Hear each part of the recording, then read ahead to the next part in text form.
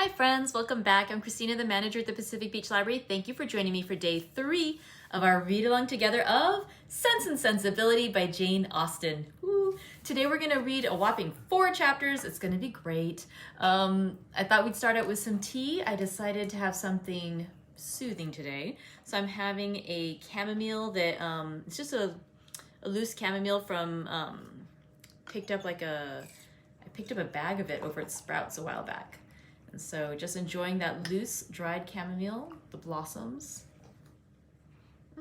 I love how chamomiles, it's just, again, that beautiful golden color. Hello, good to see you. If there's something you're having that's particularly wonderful, share, give us some ideas. Oh wow, I just realized this tea is so pale, I could actually see the cover through the tea, through my clear glasses I was drinking. That was kind of fun. Okay, let's talk a bit about what we read yesterday. We're still near the start of our book, so we're getting to know our characters.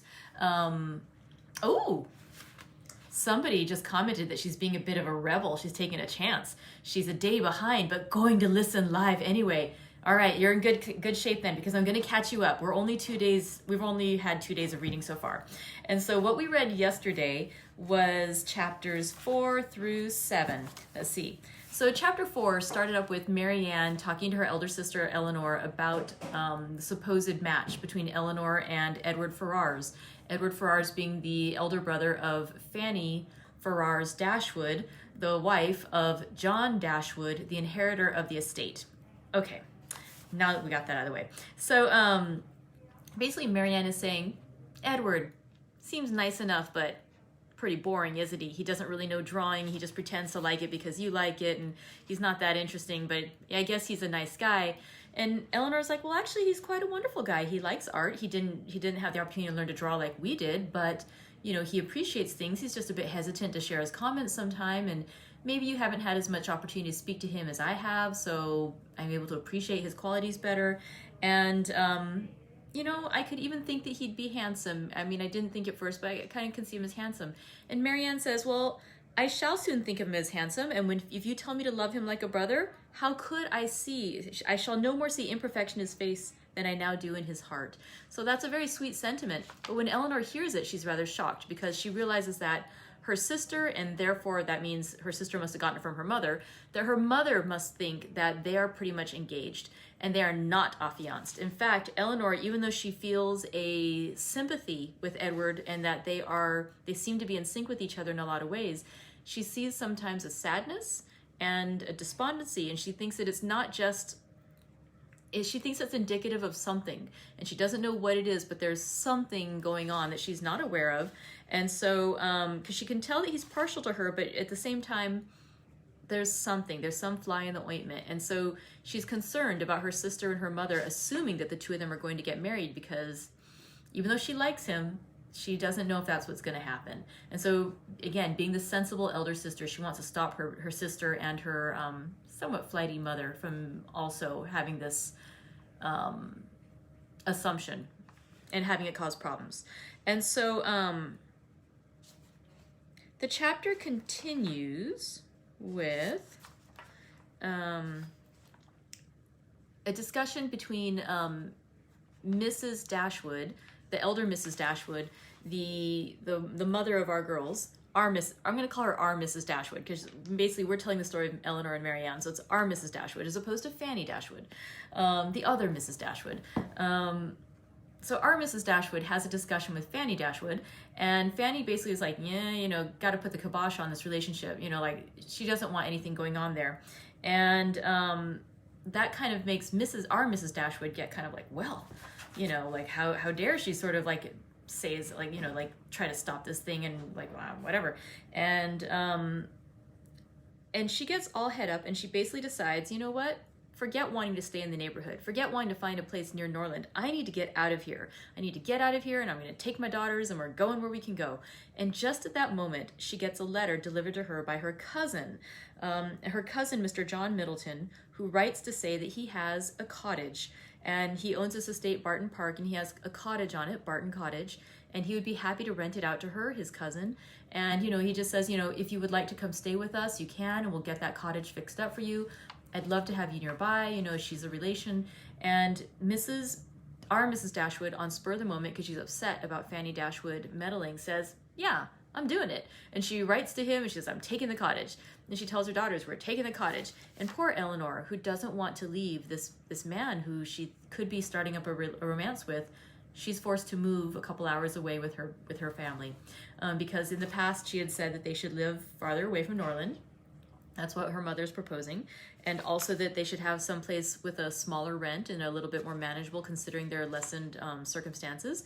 And so really she can't object, even though the intimation is that her heart's breaking a little bit inside at the idea of having to leave. So Mrs. Dashwood then tells the rest of the family, oh yeah, we're leaving. And she has the satisfaction of hearing Edward Ferrars be quite sad and saying, oh no, Devonshire, you're going all the way to Devonshire, so far. And you know, she says, well, you know, it's a cottage, but we'll have a spare room and everything. We'd love to have guests. You will always be welcome. And Mr. John Dashwood, is a little saddened that his stepmother is moving away with his half-sisters so far, because he had talked about with his wife about helping them out by just doing little neighborly things for them. And if they're far away and she's having her stuff shipped out, he can't even do her the service of helping to move her stuff. So he's feeling like he can't do anything for them. Now, we all know what he could do for them is give them money, which is what they want, but that's no longer on the table for him. So everyone leaves. The servants leave. They take the stuff. The Dashwoods are finally getting ready to leave. Mrs. Dashwood with her 3 girls. And as they're getting ready to leave, she's still sort of waiting for her stepson to do the thing for them that he had promised his father on his deathbed, to financially or to take care of his stepmother and his siblings, his half siblings. But he does not. And finally she realizes he is not going to. And in fact, he is not going to help them out financially. And in fact, he has talked so much about the many expenses of housekeeping that indeed, rather than giving them money, he'd be more likely to ask them for money. And so she is not pleased about it, but she settles down to the idea that she's not going to get this extra gift and help from them. And so she decides to leave. Just before they leave Norland, by the way, there's a lovely scene with Marianne wandering about, dramatically saying like, oh, I'll miss you, house. Will you miss us? I'll miss you, beautiful trees. Will you miss us? How, you know, who will remain to enjoy you? Oh, you know, so Marianne has this dramatic scene as she's leaving Norland. Chapter 6, they make it to Barton Cottage, and they say how it is very small and compact. And then they say how huge it is. I can't believe how big this cottage is. It has 2 large parlors. It has 4 bedrooms, 2 garrets. Ugh. My house is much smaller than their cottage. It's quite a nice cottage. And yet Mrs. Dashwood is still thinking about ways that she can renovate it. She has never had to be really on much of a budget, and she doesn't know how to, but you know, she's made plans in her head of like, oh, we'll add on this room and we'll do that, maybe we'll widen the stairs. She said, we'll just wait a little while before we do it just to see how the finances work out. But yeah, she is already spending more money than she ever gonna have, I think. But then the next section too is we find out that Sir John Middleton, Mrs. Dashwood's cousin, is incredibly good-hearted. He's very kind, and he's very welcoming, and he, you know, sends them food. He is to welcome them in, says you probably aren't settled for food yet, so he sends them food. He says, please come dine with us. He's very, very sweet. His wife, Lady Middleton, younger than he is, already has, she brings the first child with them. They have a couple, I think it was 4, but she is perhaps more stilted and not as friendly as her husband, but she's not mean-spirited. I mean, she is not like Fanny Dashwood, who we know persuaded her husband not to help his family, to break his promise that he'd given to his own father on his deathbed, in fact.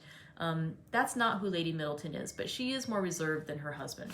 So then chapter 7 is about the visit that the Dashwoods pay to Barton Park a few days later. And it says basically how Sir John is a sportsman, Lady Middleton a mother. The two of them, they love having guests over because they themselves are actually not.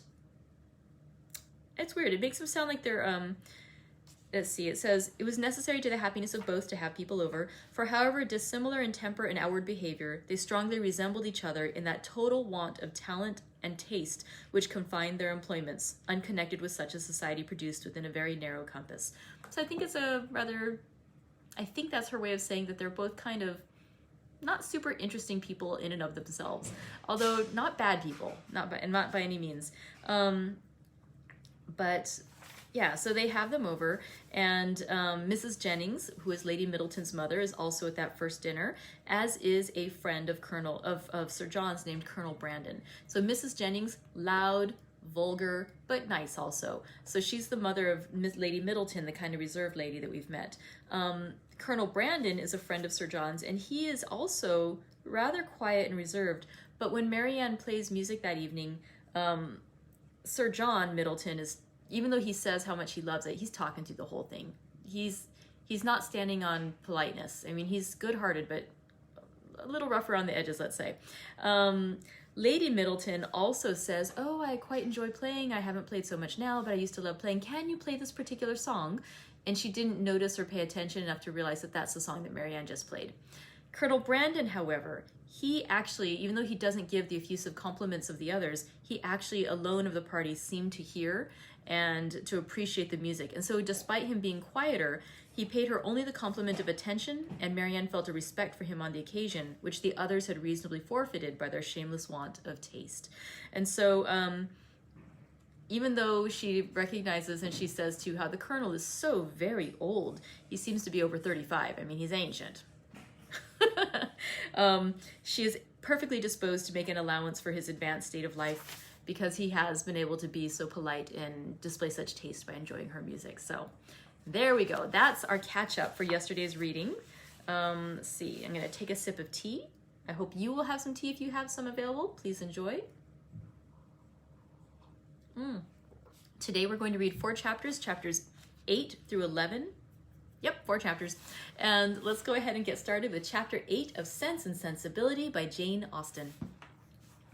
Mrs. Jennings was a widow with an ample jointure. She had only 2 daughters, both of whom she had lived to see respectably married, and she had now therefore nothing to do but to marry all the rest of the world.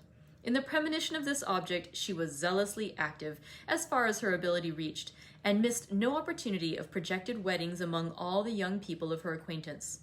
She was remarkably quick in the discovery of attachments, and had enjoyed the advantage of raising the blushes and the vanity of many a young lady by insinuations of her power over such a young man.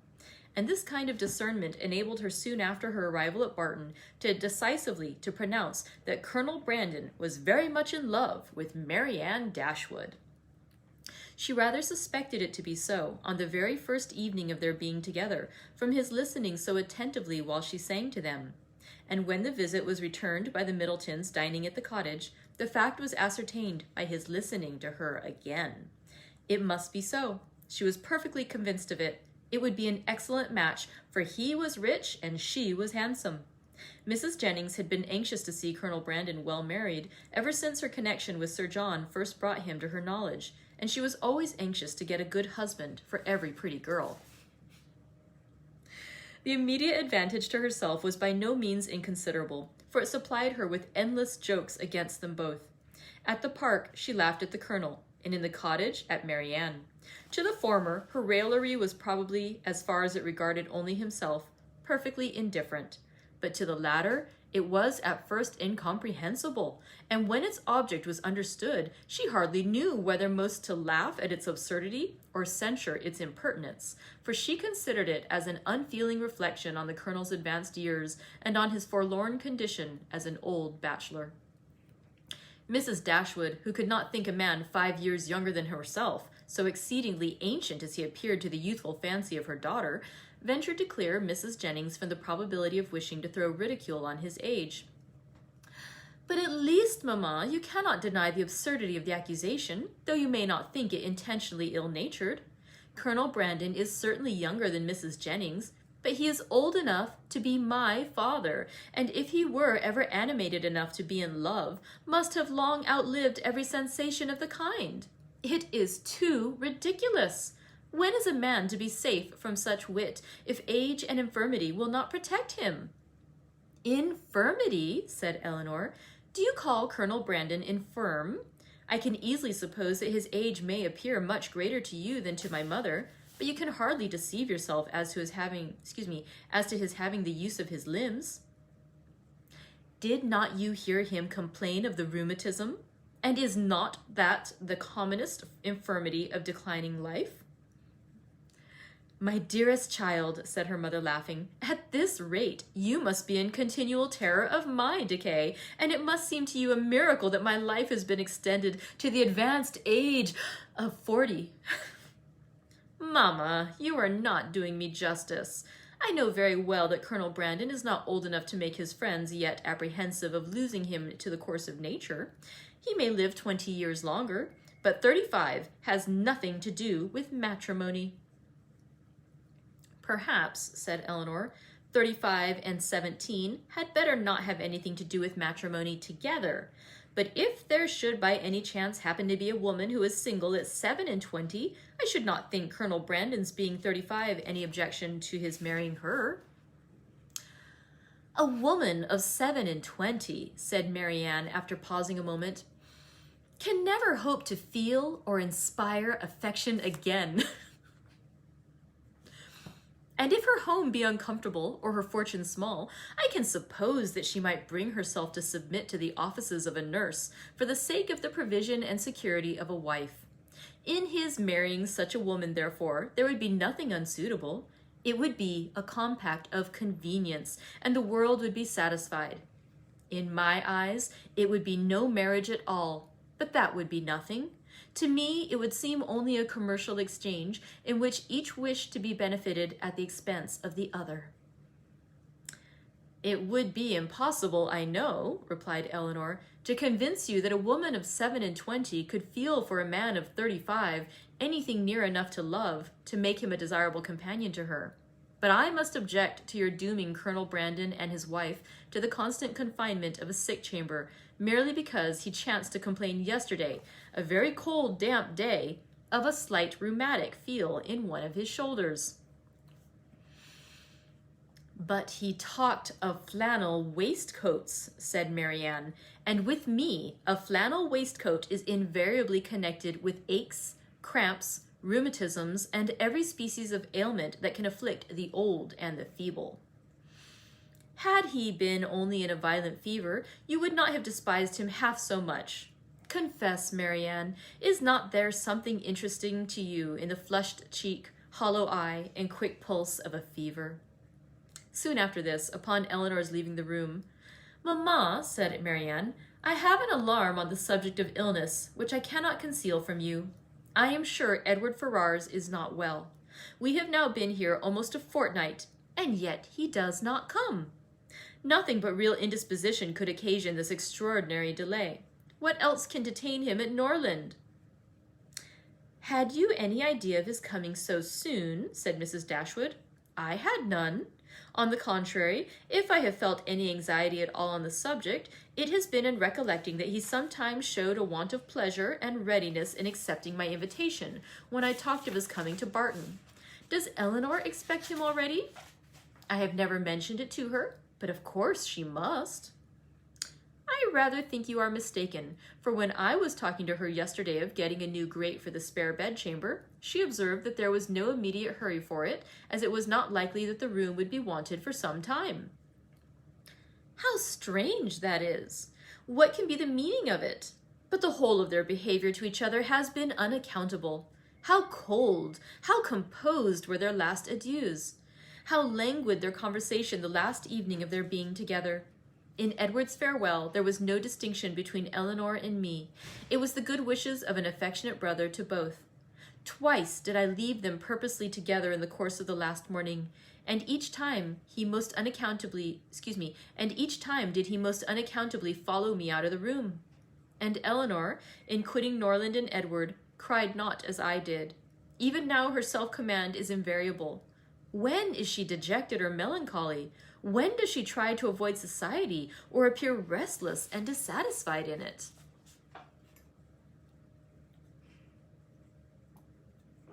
Chapter 9. The Dashwoods were now settled at Barton with tolerable comfort to themselves. The house and the garden, with all the objects surrounding them, were now become familiar, and the ordinary pursuits which had given to Norland half its charms were engaged in again with far greater enjoyment than Norland had been able to afford since the loss of their father. Sir John Middleton, who called on them every day for the first fortnight, and who was not in the habit of seeing much occupation at home, could not conceal his amazement on finding them always employed. Their visitors, except those from Barton Park, were not many, for in spite of Sir John's urgent entreaties that they would mix more in the neighborhood, and repeated assurances of his carriage being always at their service, the independence of Mrs. Dashwood's spirit overcame the wish of society for her children, and she was resolute in declining to visit any family beyond the distance of a walk. There were but few who could be so classed, and it was not all of them that were attainable. About 1.5 miles from the cottage, along the narrow, winding valley of Allenham, which issued from that of Barton, as formerly described, the girls had, in one of their earlier walks, discovered an ancient, respectable-looking mansion, which, by reminding them a little of Norland, interested their imagination and made them wish to be better acquainted with it. But they learnt on inquiry that its possessor, an elderly lady of very good character, was unfortunately too infirm to mix with the world, and never stirred from home. The whole country about them abounded in beautiful walks. The high downs which invited them from almost every window of the cottage to seek the exquisite enjoyment of air on their summits were a happy alternative when the dirt of the valleys beneath shut up their superior beauties. And towards one of these hills did Marianne and Margaret one memorable morning direct their steps, attracted by the partial sunshine of a showery sky, and unable longer to bear the confinement which the settled rain of the 2 preceding days had occasioned. The weather was not tempting enough to draw the 2 others from their pencil and their book, in spite of Marianne's declaration that the day would be lastingly fair, and that every threatening cloud would be drawn off from their hills, and the 2 girls set off together. They gaily ascended the downs, rejoicing in their own penetration at every glimpse of blue sky, and when they caught in their faces the animating gales of a high southwesterly wind, they pitied the fears which had prevented their mother and Eleanor from sharing such delightful sensations. "Is there a felicity in the world," said Marianne, "superior to this? Margaret, we will walk here at least 2 hours."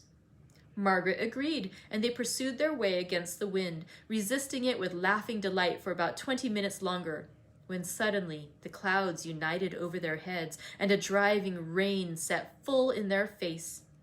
Chagrined and surprised, they were obliged, though unwillingly, to turn back, for no shelter was nearer than their own house. One consolation, however, remained for them, to which the exigence of the moment gave more than usual propriety. It was that of running with all possible speed down the steep side of the hill which led immediately to their garden gate. They set off. Marianne had at first the advantage, but a false step brought her suddenly to the ground, and Margaret, unable to stop herself to assist her, was involuntarily hurried along and reached the bottom in safety.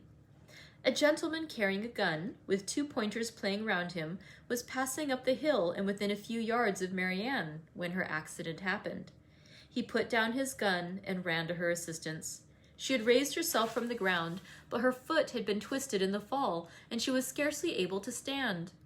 The gentleman offered his services, and perceiving that her modesty declined where her situation rendered necessary, took her up in his arms without farther delay, and carried her down the hill. Then passing through the garden, the gate of which had been left open by Margaret, he bore her directly into the house, whither Margaret had just arrived, and quitted not his hold till he had seated her in a chair in the parlor. Eleanor and her mother rose up in amazement at their entrance, and while the eyes of both were fixed on him with an evident wonder and a secret admiration, which equally sprung from his appearance, he apologized for his intrusion by relating its cause, in a manner so frank and so graceful that his person, which was uncommonly handsome, received additional charms from his voice and expression. Had he been even old, ugly, and vulgar, the gratitude and kindness of Mrs. Dashwood would have been secured by any act of attention to her child. But the influence of youth, beauty, and elegance gave an interest to the action which came home to her feelings. She thanked him again and again, and with the sweetness of address which always attended her, invited him to be seated. But this he declined, as he was dirty and wet. Mrs. Dashwood then begged to know to whom she was obliged. His name, he replied, was Willoughby, and his present home was at Allenham, from whence he hoped she would allow him the honor of calling tomorrow to inquire after Miss Dashwood. The honor was readily granted, and he then departed, to make himself still more interesting in the midst of a heavy rain. His manly beauty and more than common gracefulness were instantly the theme of general admiration, and the laugh which his gallantry raised against Marianne received particular spirit from his exterior attractions. Marianne herself had seen less of his person than the rest, for the confusion which crimsoned over her face on his lifting her up had robbed her of the power of regarding him after their entering the house. But she had seen enough of him to join in all the admiration of the others, and with an energy which always adorned her praise. His person and air were equal to what her fancy had ever drawn for the hero of a favorite story, and in his carrying her into the house with so little previous formality, there was a rapidity of thought which particularly recommended the action to her. Every circumstance belonging to him was interesting. His name was good, his residence was in their favorite village, and she soon found out that of all manly dresses, a shooting jacket was the most becoming. Her imagination was busy, her reflections were pleasant, and the pain of a sprained ankle was disregarded. Sir John called on them as soon as the next interval of fair weather that morning allowed him to get out of doors, and Marianne's accident being related to him, he was eagerly asked whether he knew any gentleman of the name of Willoughby at Allenham. "Willoughby!" cried Sir John. "What? Is he in the country? That is good news, however. I will ride over tomorrow and ask him to dinner on Thursday." "You know him, then?" said Mrs. Dashwood. "Know him? To be sure I do. Why, he is down here every year." "And what sort of a young man is he?" "As good a kind of fellow as ever lived, I assure you. A very decent shot, and there is not a bolder rider in England." "And is that all you can say for him?" cried Marianne indignantly. "But what are his manners on more intimate acquaintance? What his pursuits, his talents and genius?" Sir John was rather puzzled. "Upon my soul," said he, I do not know much about him as to all that. But he is a pleasant, good-humored fellow, and has got the nicest little black bitch of a pointer I ever saw. Was she out with him today?" But Marianne could no more satisfy him as to the color of Mr. Willoughby's pointer than he could describe to her the shades of his mind. "But who is he?" said Eleanor. "Where does he come from? Has he a house at Allenham?" On this point Sir John could give more certain intelligence, and he told them that Mr. Willoughby had no property of his own in the country, that he resided there only while he was visiting the old lady at Allenham Court, to whom he was related, and whose possessions he was to inherit, adding, Yes, he is very well worth catching, I can tell you, Miss Dashwood. He has a pretty little estate of his own in Somersetshire besides, and if I were you, I would not give him up to my younger sister in spite of all this tumbling down hills. Miss Marianne must not expect to have all the men to herself. Miss Brandon will be jealous if she does not take care." "I do not believe," said Mrs. Dashwood with a good-humored smile, "that Mr. Willoughby will be incommoded by the attempts of either of my daughters towards what you call catching him. It is not an employment to which they have been brought up. Men are very safe with us, let them be ever so rich. I am glad to find, however, from what you say, that he is a respectable young man, and one whose acquaintance will not be ineligible." "He is as good a sort of fellow, I believe, as ever lived," repeated Sir John. "I remember last Christmas, at a little hop at the park, he danced from 8 o'clock till 4, without once sitting down." "Did he indeed?" cried Marianne with sparkling eyes. "And with elegance and spirit?" "Yes, and he was up again at 8 to ride to covert." "That is what I like. That is what a young man ought to be. Whatever be his pursuits, his eagerness in them should know no moderation and leave him no sense of fatigue." Aye, I see how it will be," said Sir John. "I see how it will be. You will be setting your cap at him now, and never think of poor Brandon." "That is an expression, Sir John," said Marianne warmly, "which I particularly dislike. I abhor every commonplace phrase by which wit is intended, and setting one's cap at a man, or making a conquest, are the most odious of all. Their tendency is gross and illiberal, and if their construction could ever be deemed clever, time has long ago destroyed all its ingenuity." Sir John did not much understand this reproof, but he laughed as heartily as if he did, and then replied, "Aye, you will make conquests enough, I dare say, one way or other. Poor Brandon. He is quite smitten already, and he is very well worth setting your cap at, I can tell you, in spite of all this tumbling about and spraining of ankles.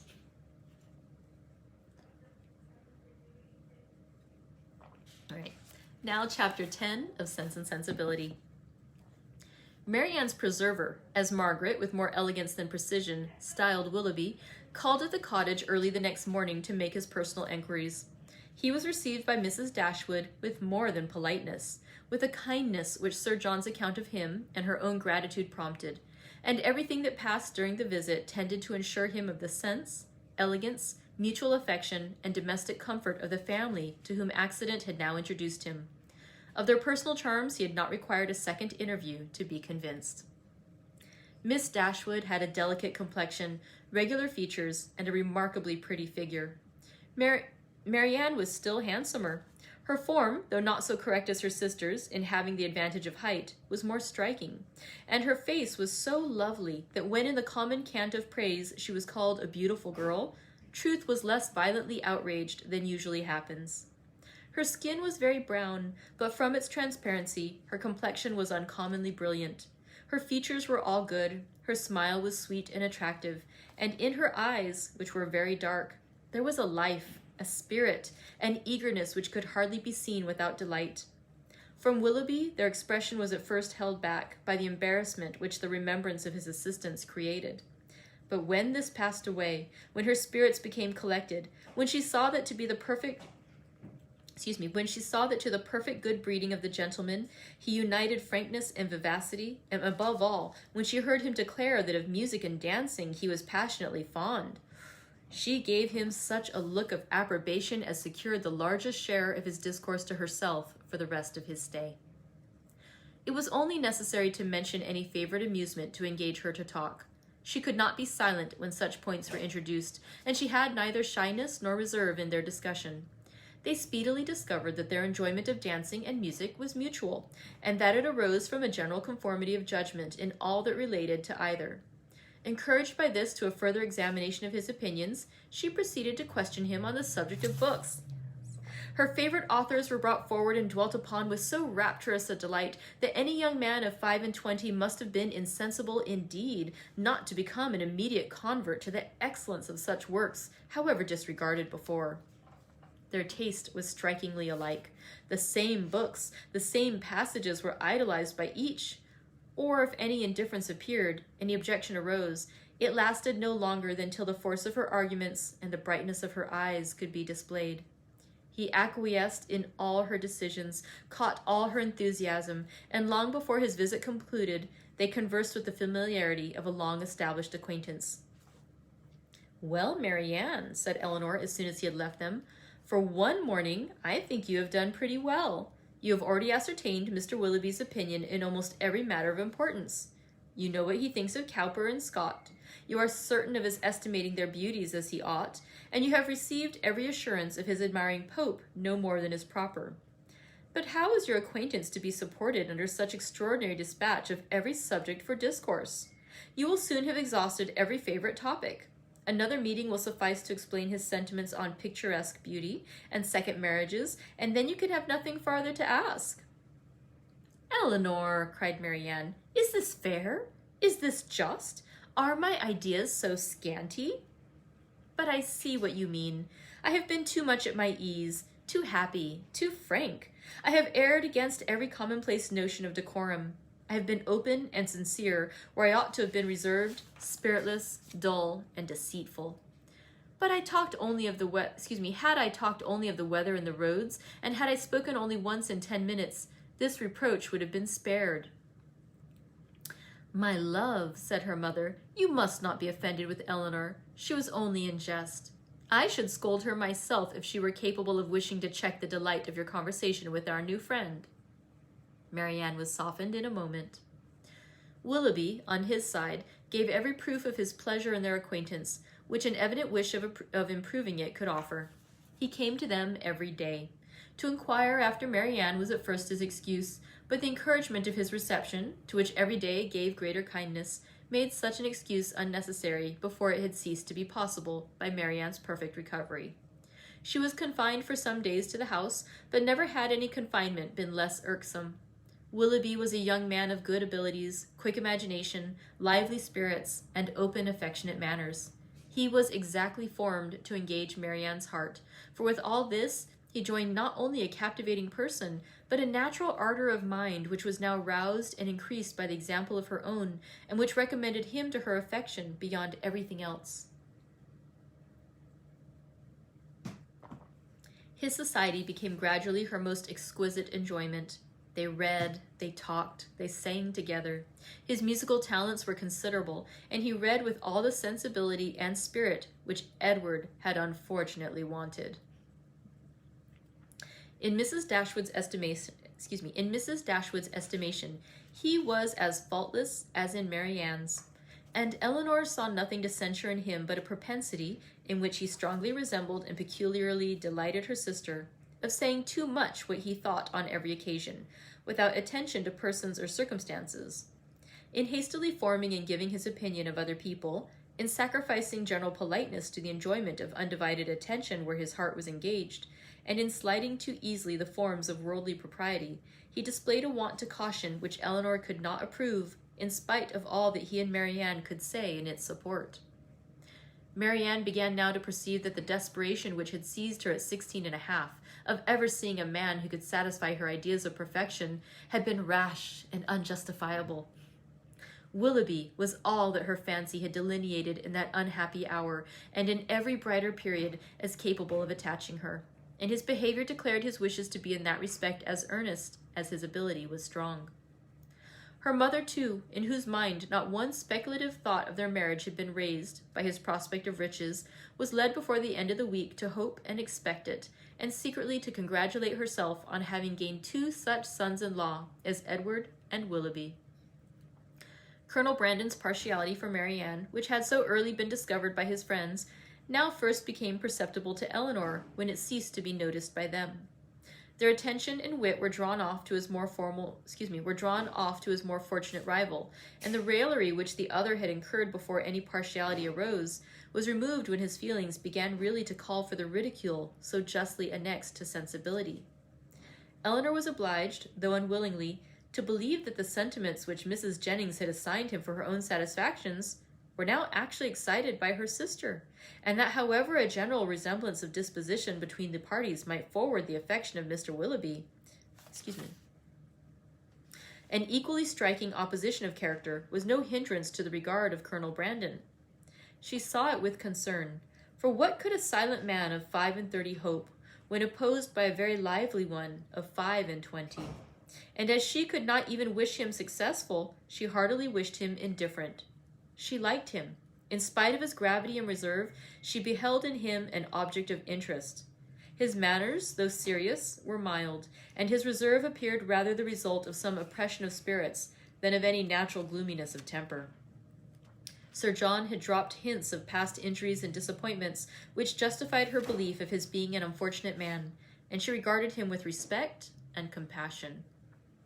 Perhaps she pitied and esteemed him the more because he was slighted by Willoughby and Marianne, who, prejudiced against him for being neither lively nor young, seemed resolved to undervalue his merits.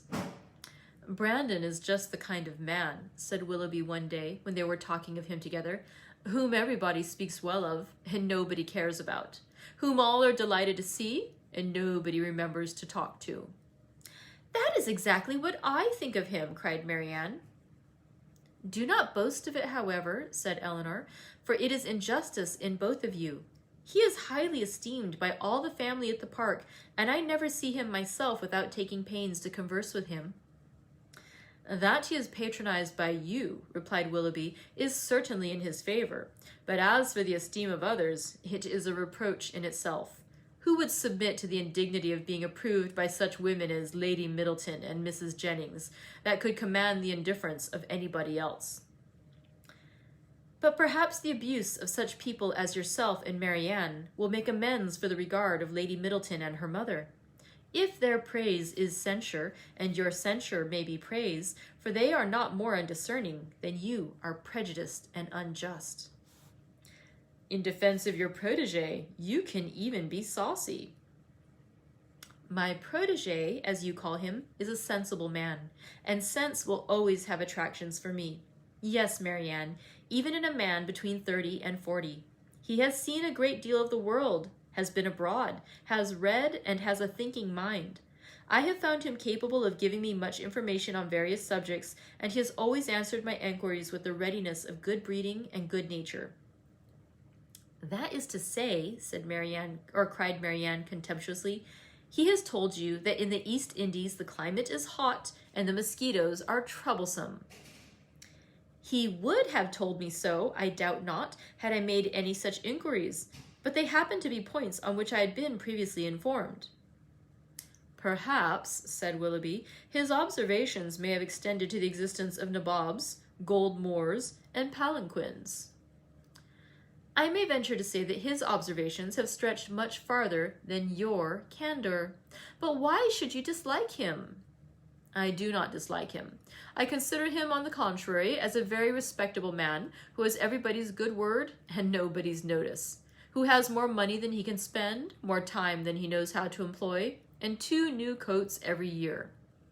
Add to which, cried Marianne, that he has neither genius, taste, nor spirit, that his understanding has no brilliancy, his feelings no ardor, and his voice no expression. You decide on his imperfections so much in the mass, replied Eleanor, and so much on the strength of your own imagination, that the commendation I am able to give of him is comparatively cold and insipid. I can only pronounce him to be a sensible man, well-bred, well-informed, of gentle address, and I believe possessing an amiable heart. Miss Dashwood, cried Willoughby, you are now using me unkindly. You are endeavoring to disarm me by reason, and to convince me against my will. But it will not do. You shall find me as stubborn as you can be artful. I have 3 unanswerable reasons for disliking Colonel Brandon. He has threatened me with rain when I wanted it to be fine. He has found fault with the hanging of my curricle, and I cannot persuade him to buy my brown mare. If it will be any satisfaction to you, however, to be told that I believe his character to be in other respects irreproachable, I am ready to confess it. And in return for an acknowledgment, which must give me some pain, you cannot deny me the privilege of disliking him as much as ever.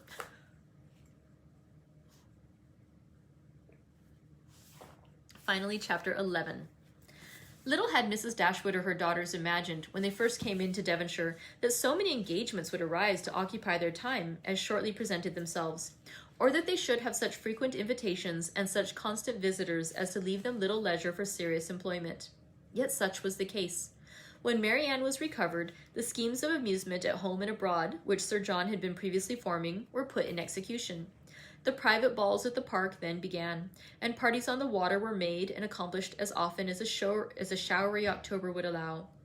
In every meeting of the kind Willoughby was included, and the ease and familiarity which naturally attended these parties were exactly calculated to give increasing intimacy to his acquaintance with the Dashwoods, to afford him opportunity of witnessing the excellencies of Marianne, of marking his animated admiration of her, and of receiving, in her behavior to himself, the most pointed assurance of her affection. Eleanor could not be surprised at their attachment. She only wished that it were less openly shown, and once or twice did venture to suggest the propriety of some self-command to Marianne. But Marianne abhorred all concealment where no real disgrace could attend unreserve, and to aim at the restraint of sentiments which were not in themselves ill-laudable appeared to her not merely an unnecessary effort, but a disgraceful subjection of reason to commonplace and mistaken notions. Willoughby thought the same, and their behavior, at all times, was an illustration of their opinions. When he was present, she had no eyes for anyone else. Everything he did was right. Everything he said was clever. If their evenings at the park were concluded with cards, he cheated himself and all the rest of the party to get her a good hand. If dancing formed the amusement of the night, they were partners for half the time, and when obliged to separate for a couple of dances, were careful to stand together and scarcely spoke a word to anybody else.